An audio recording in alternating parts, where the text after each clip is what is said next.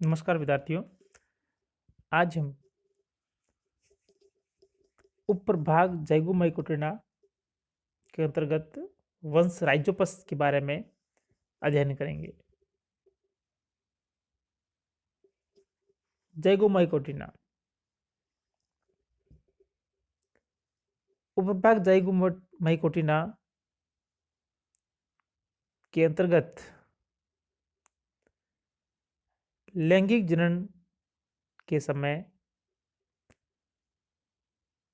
ज़ाइगोस्पोर का निर्माण होता है, अर्थात दो केमिटेंजिया के संयोजन से ज़ाइगोस्पोर का निर्माण होता है। ज़ाइगोस्पोर के निर्माण के कारण ही इस उपप्रभाग को ज़ैगोमाइकोटिना कहा गया है।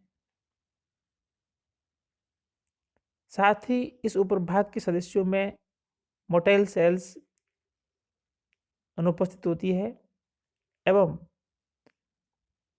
कोशिका भित्ति काइटिन और काइटोसन से निर्मित होती है, जो कि इस उपप्रभाग की विशिष्टता है। ज़ैगोमाइकोटिना के अंतर्गत 70 वंश एवं 460 जातियां सम्मिलित की गई है, जो कि अनेक प्रकार के आवासों में पाई जाती है। कुछ महत्वपूर्ण जो इसके लक्षण हैं वो इस प्रकार से है, जैसे इस समूह के अधिकांश सदस्य मृदा में मृतोपजीवी के रूप में पाए जाते हैं, अर्थात सड़े गले कार्बनिक पदार्थों से अपना भोजन प्राप्त करते हैं। कोशिका भित्ति काइटिन की बनी होती है। थेरस अंश कायफलिक सुविकसित शाखित व संकोशिक पटयुक्त या पटविहीन होता है। कायिक जनन विखंडन द्वारा तथा क्लेमाइडो बीजाणुओं का निर्माण भी पाया जाता है। कशाभिकी संरचनाओं का सर्वथा अभाव होता है। अलैंगिक जनन मुख्यतः अचल बीजाणु या बीजाणुधानी बीजाणुओं द्वारा संपन्न होता है। लैंगिक जनन के फलस्वरूप रेस्टिंग स्पोर अर्थात विश्रामी बीजाणु युग्माणु का निर्माण होता है, जिसे हम ज़ाइगोस्पोर कहते हैं। म्यूसिस ज़ाइगोस्पोर के अंकुरण की प्रक्रिया के दौरान संपन्न होता है। अब हम इसके मेंबर वंश राइजोपस के बारे में अध्ययन करते हैं। राइजोपस की हम वर्गीकृत स्थिति को देखते हैं तो यह है जो जगत माइसिटी और इसका प्रभाग यूमाइकोटा, उपप्रभाग ज़ाइगोमाइकोटिना, गण म्यूकोरेल्स, कुल म्यूकोरेसी, वंश राइजोपस, ये इसकी है जो वर्गीकृत स्थिति है। अब हम देखते हैं कि राइजोपस का प्राप्ति स्थान एवं वितरण यानी किन किन प्रकार के आवास के अंतर्गत ये राइजोपस हमें देखने को मिलता है, साथ ही इसका जो वितरण डिस्ट्रीब्यूशन पैटर्न क्या है। राइजोपस एक सर्वसुलभ सामान्य मृतोपजीविका है, जो कि हमें बासी डबल रोटी, सड़ी गली सब्जियों, अचार, मुरब्बों आदि पर ग्रोथ करते हुए देखा जा सकता है। इसलिए इसे ब्रेड मोल्ड के नाम से भी जाना जाता है, क्योंकि यह जो ब्रेड वगैरह आदि पर ग्रोथ करता है। इसलिए गर्मी, पर्याप्त वायु एवं नमी ऐसे सर्वप्रमुख कारक है जो इसकी अनुकूलतम वृद्धि के लिए आवश्यक है। प्रायः मृतोपजीवी होते हैं ये। कुछ परिस्थितियों में जैसे राइजोपस स्टोलिनिफर विकल्पी परजीवी के रूप में भी पाया जाता है। इसके साथ ही साथ यह शकरकंद में मृदु विगलन रोग, सॉफ्ट रॉट डिजीज भी उत्पन्न करता है। कवक जाल सफेद रंग के, कोमल तथा फूले हुए होते हैं। अब हम देखते हैं कि राइजोपस का थैलस। थैलस की हम बात करते हैं राइजोपस की, तो राइजोपस का थैलस हमें 3 भागों में विभाजित दिखाई देता है। सबसे पहले हम देखते हैं तो इसके अंतर्गत वो है इसका भाग भूविस्तारी, यानी जमीन के ऊपर है जो चलने वाला हिस्सा। भूविस्तारी जो हिस्सा है ये अधोस्तर की सतह से ऊपर हॉरिजॉन्टली रूप से फैली हुई संरचना होती है। ये कवक तंतु अपेक्षाकृत मजबूत एवं थोड़े अधिक डायमीटर के होते हैं, जो कि वायवीय रूप से झुके हुए और अल्पशाखित होते हैं। भूस्तरीय कवक तंतु चारों दिशाओं में वृद्धि करते हैं एवं कवक जाल को अधोस्तर की सतह पर और अधिक फैलने में सहायक होते हैं। प्रत्येक भूस्तरीय तंतु कवक जाल से अधोस्तर बिंदु से विकसित होता है। भूस्तरीय तंतु जिस जगह से संपर्कित रहता है अधोस्तर से, वहां पर इसके दूसरे प्रकार के कवक तंतु जिन्हें हम बोलते हैं राइजोइड्स, मूलाभास के समान उनका गुच्छा निकलता है और उसके विपरीत ऊर्ध्व दिशा में खड़े तंतु निकलते हैं, जिन्हें हम स्पोरेंजियोफोर या बीजाणुधानीधर कहते हैं। तो इस प्रकार से हम देखते हैं कि राइजोपस के अंतर्गत हमें 3 प्रकार के कवक तंतु देखने को मिलते हैं। पहला है आपके, वापस पुनरावृत्ति करते हैं, पहला है आपके स्टोलन, दूसरा है राइजोइड्स और तीसरा है स्पोरेंजियोफोर। अब हम देखते हैं इसके कवक तंतु की संरचना। यहाँ पर आप एक लाइट माइक्रोस्कोप व्यू दिखाया गया है। यह है जो कवक तंतु शाखित, पटविहीन और संकोशिक संरचना युक्त होता है। और नेक्स्ट है जो आपको ये दिखाया गया है राइजोपस कवक तंतु का इलेक्ट्रॉन माइक्रोस्कोप व्यू, इसके अंतर्गत आप विभिन्न प्रकार के इसके कोशिकांग इत्यादि को देख रहे हो। अब हम देखते हैं कि राइजोपस के अंतर्गत जनन के अंतर्गत सबसे पहले अलैंगिक जनन, और राइजोपस में अलैंगिक जनन बीजाणुओं के द्वारा होता है। इन बीजाणुओं का निर्माण बीजाणुधानियों में होता है। राइजोपस के अंतर्गत हम पहले पढ़ चुके हैं कि इसके कवक जाल के अंतर्गत हमें 3 प्रकार के कवक तंतु देखने को मिलते हैं। अधोस्तर से नीचे की तरफ राइजोइड्स, अधोस्तर पर वृद्धि करते हुए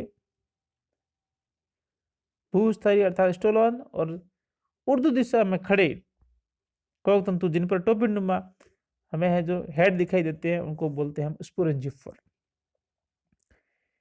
इन स्पोरेंजियोफोर पर स्पोरेंजियम का निर्माण होता है। ये स्पोरेंजियम वृद्धि करते हुए जब परिपक्व होता है तो इसके अंतर्गत स्पोरेंजियोफोर का हेड इस बीजाणुधानी के अंदर है जो चला जाता है। साथ ही साथ ये है जो एक स्टेराइल स्तंभ का निर्माण करता है, जिसे हम कोल्यूमिला कहते हैं। परिपक्व अवस्था में कोल्यूमिला की अधिक वृद्धि होने से ये बीजाणुधानी फट जाती है, जिससे फलस्वरूप बीजाणु है जो प्रकीर्णित हो जाते हैं, और ये बीजाणु अंकुरित होकर के नए कवक जाल को जन्म देते हैं।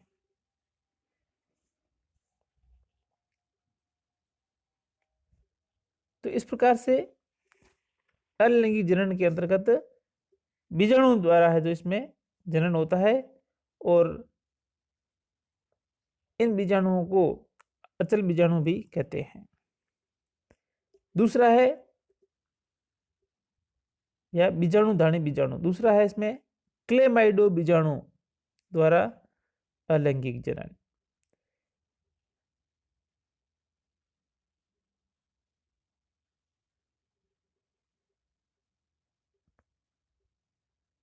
क्लेमाइडो के अंतर्गत बात करते हैं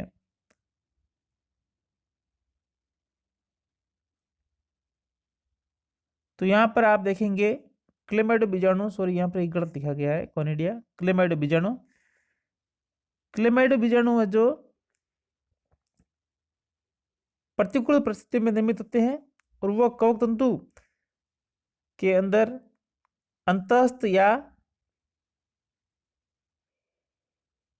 अंतर्वेशी कंडीशन में निर्मित हो सकते हैं। यहां पर आप देख रहे होंगे कि कवक तंतु के अंदर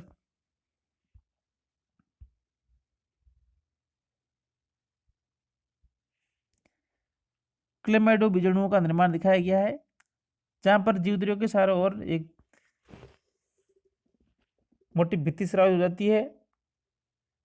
साथ ही साथ इन बीजाणुओं के अंदर भोजन संचित रहता है, जिसके कारण ये प्रतिकूल परिस्थितियों में अपने आप को सर्वाइव कर पाते हैं।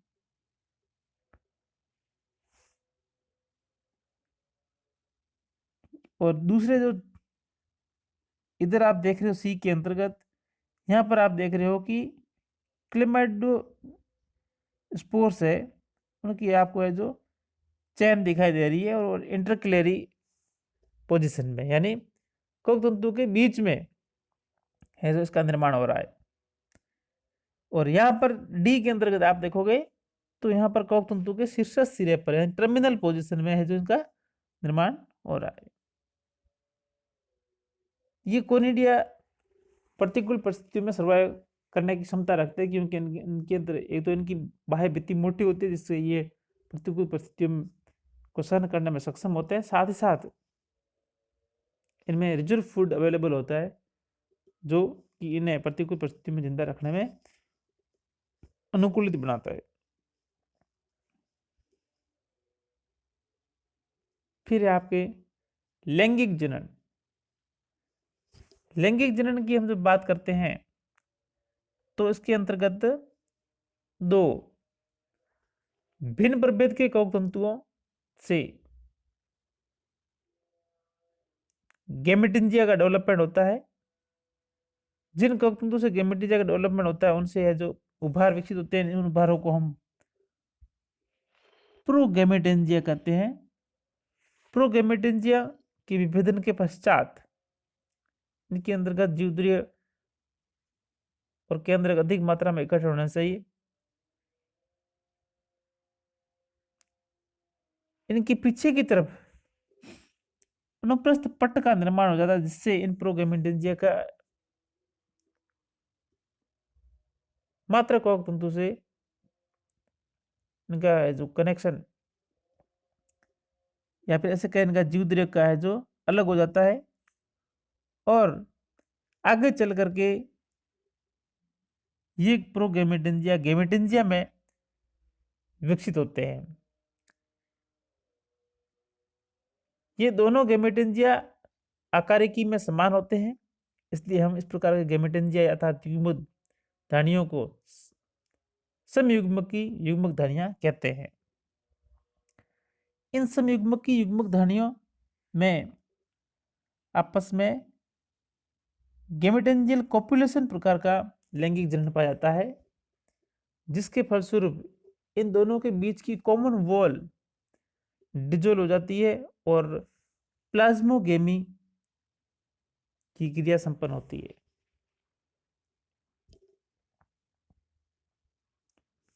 तो इस प्रकार से हम देखते हैं कि दो भिन्न प्रभेद के कवक तंतु से निर्मित गैमेटेंजिया आपस में संयुक्त होकर के गैमेटेंजियल कॉपुलेशन के द्वारा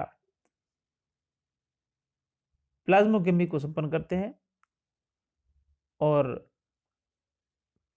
प्लाज्मोगेमी के बाद में कैरियोगेमी होती है, जिसके फलस्वरूप एक द्विगुणित जाइगोस्पोर का निर्माण होता है। इस जाइगोस्पोर के निर्माण के कारण ही इसे जाइगोमाइकोटिना ऊपर भाग का दर्जा दिया गया है, या इसका नामकरण इसी के आधार पर किया गया है। जाइगोस्पोर अनुकूल परिस्थितियों में अंकुरित होकर के एक जर्म ट्यूब विकसित करता है, जिसे हम जर्म माइसिलियम कहते हैं। इसकी ऊपरी टिप होती है, जो सिरा वो गोलाकार होता है और वो वेसिकल का रूप धारण करता है, जिसके अंतर्गत हमें असंख्य केंद्रक देखने को मिलते हैं। ये सभी केंद्रकों का इन सभी केंद्रकों का निर्माण जाइगोस्पोर के द्विगुणित केंद्र के अंदर अर्धध्रुवी विभाजन के फलस्वरूप निर्मित केंद्रक जो कि हैप्लोइड होते हैं, उसके बाद में उसके अंदर कई समसूत्री विभाजनों से असंख्य अगुणित केंद्रों का निर्माण होता है। ये केंद्रक है इस वेसिकल्स के अंतर्गत आ जाते हैं। यहाँ पर यह केंद्रक है जो चल बीजाणु में विकसित हो जाते हैं। सॉरी, ये केंद्रक है जो बीजाणुओं में विकसित हो जाते हैं और ये बीजाणु बाद में इस वेसिकल्स के फटने से मुक्त हो जाते हैं अर्थात प्रकीर्ण हो जाते हैं, जो अंकुरित होकर के नवीन कवक जाल को जन्म देते हैं। तो इस प्रकार से राइजोपस में लैंगिक जनन की प्रक्रिया संपन्न होती है।